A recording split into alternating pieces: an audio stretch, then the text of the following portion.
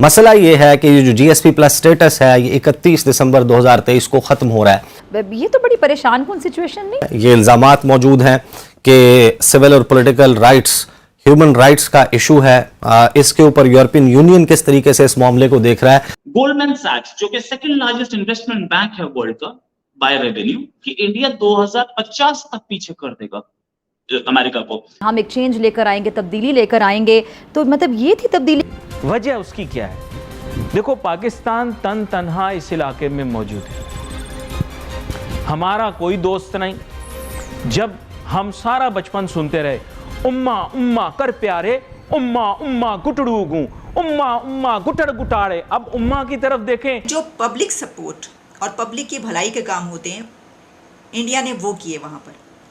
वहाँ पर चाइना ने भी इंफ्रास्ट्रक्चर डेवलप किया, लेकिन इंडिया ने इस तरीके से किया कि जो डॉक्टर जयशंकर ने कहा कि हम आपको लोन्स नहीं दे रहे, हम लोन्स दे रहे हैं लेकिन हम और आप पार्टनर हैं, हम पार्टनरशिप की बेस पर ये करेंगे।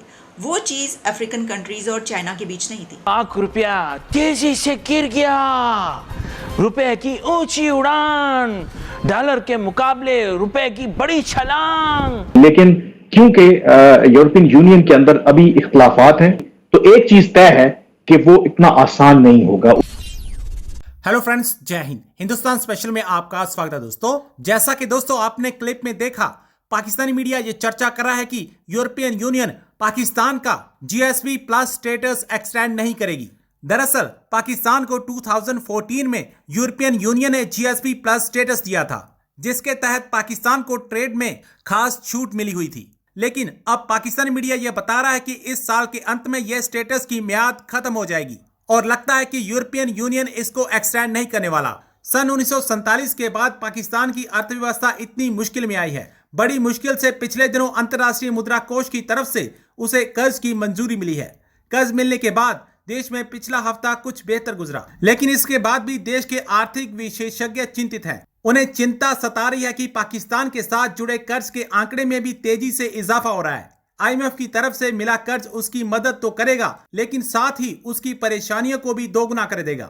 अब पाकिस्तान से जीएसपी प्लस स्टेटस को छीनते देख पाकिस्तान काफी चिंता में दिखाई दे रहा है। पाकिस्तान का सबसे बड़ा मसला मईशत है, तो अगर पाकिस्तान की मुआशी लाइफलाइन किसी एक तजारत को कहा जा सकता है तो वो पाकिस्तान और यूरोपियन यूनियन के दरमियान तजारत है, जिसमें गुज़श्ता 10 सालों में 70% इजाफा हुआ। जीएसपी प्लस स्टेटस पाकिस्तान की मसनूआत को आसान शराइत पर duty free access European markets तक वो कंपेटिटिव हो जाती हैं। उसकी वजह से पाकिस्तान को तकरीबन 8 अरब यूरोज की पाकिस्तान की एक्सपोर्ट्स हैं। मसला ये है कि ये जो जीएसपी प्लस स्टेटस है ये 31 दिसंबर 2023 को खत्म हो रहा है।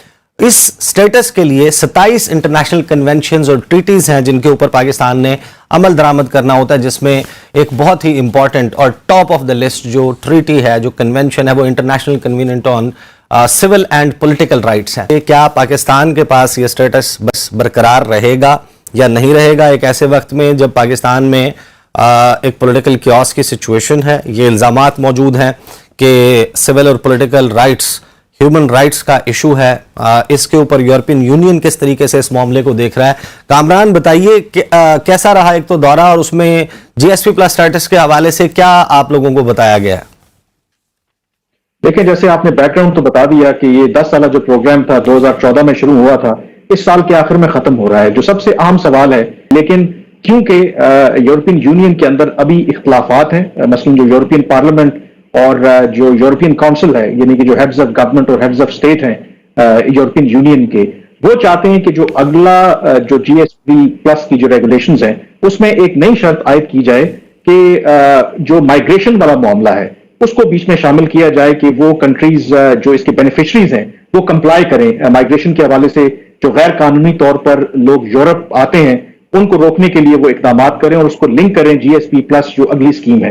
लेकिन जो यूरोपियन पार्लियामेंट है वो इसको रेजिस्ट कर रही है। वो कहते हैं कि तिजारत का और माइग्रेशन का आपस में कोई ताल्लुक नहीं है। एक तो ये वजह है। अब इन इख्तलाफात की वजह से, क्योंकि टाइम अब कम है, नई लेजिस्लेशन नहीं हो सकती, तो यूरोपियन कमीशन ने ये प्रपोज किया है कि ये जो मौजूदा प्रोग्राम है इसको एक्सटेंड कर दिया जाए फॉर फर्दर 4 ईयर्स। अभी इस पर यूरोपियन पार्लियामेंट ने अपना फाइनल डिसीजन लेना है, लेकिन उसके अंदर जो इंपॉर्टेंट चीज है कि अगर उससे पहले एक नई रेगुलेशन के ऊपर इत्तेफाक हो जाता है तो फिर वो प्रोग्राम उससे इंप्लीमेंट होगा। तो इमीडिएटली पाकिस्तान के लिए उस तरह से कोई थ्रेट नहीं है, लेकिन जो अगला प्रोग्राम होगा, कम से कम यूरोपियन हुकाम ने हमें ये बताया बेस्ड ऑन जो अभी की हमारी परफॉर्मेंस है, ये पाकिस्तान स्पेसिफिक नहीं है, ऑब्वियसली ये एक आपको तय करना पड़ता है। उसमें जो इंपॉर्टेंट चीज है, उन्होंने ये जरूर कहा है कि जब भी अगला प्रोग्राम या अगली रेगुलेशंस आएंगी तो एक चीज तय है कि वो इतना आसान नहीं होगा, उसकी शराइत जो है वो बड़ी सख्त होंगी।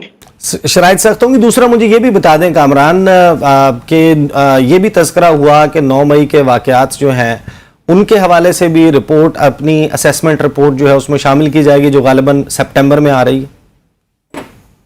देखिए, ये कहा गया कि जो गुज़िश्ता 1-1.25 साल या 1.5 साल में जो भी वाक़यात हुए हैं उसको इंक्लूड किया जाएगा। जो भी पाकिस्तान के अंदर जो 27 कन्वेंशंस की बात की, पाकिस्तान सिग्नेटरी है और उस पर कंप्लाई करना पाकिस्तान की ऑब्लिगेशन है।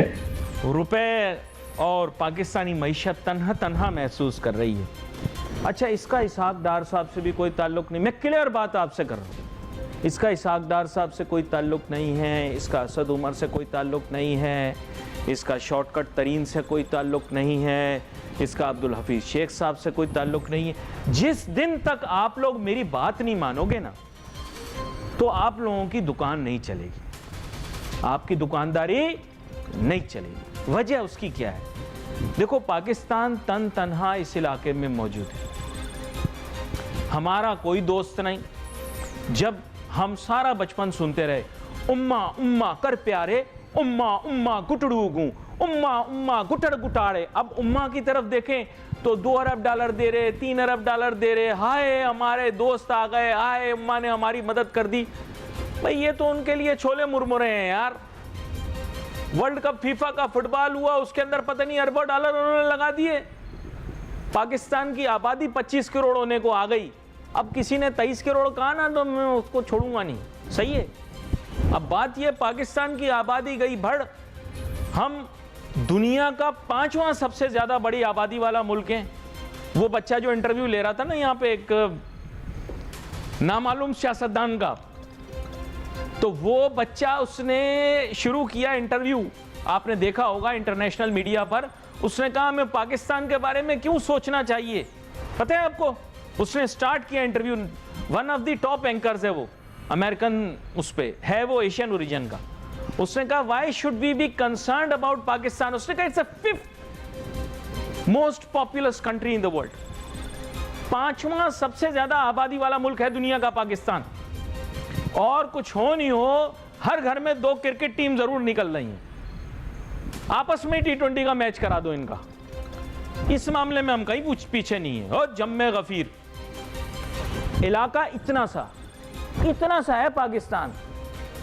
मैं बता रहा हूं, गाड़ी आप स्टार्ट करो, 18-19 घंटे के बाद पाकिस्तान का वो खत्म हो जाएगा रकबा, इतना सा है। वो माल